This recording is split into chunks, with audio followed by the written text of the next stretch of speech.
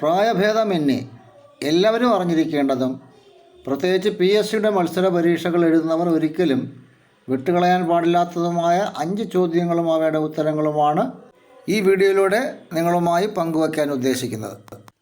രക്തത്തിലെ കൊളസ്ട്രോളിൻ്റെ normal level 200 mg/dL. രക്തത്തിൻ്റെ ഗ്ലൂക്കോസിൻ്റെ normal level 70-110 mg/dL.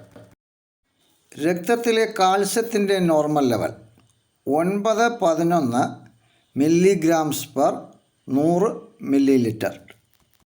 ആരോഗ്യവാനായ ഒരാളിലെ രക്തസമ്മർദ്ദം നോർമൽ BP 120/80 mm/Hg.